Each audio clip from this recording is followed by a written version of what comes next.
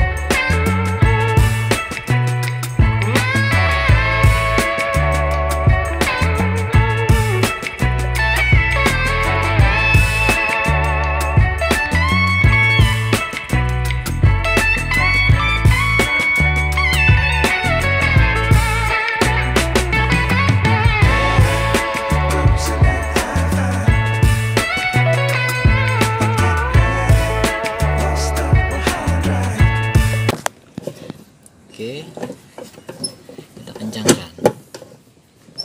Nah, demikian sahabat Glory cara melepas ban serep di Glory 560.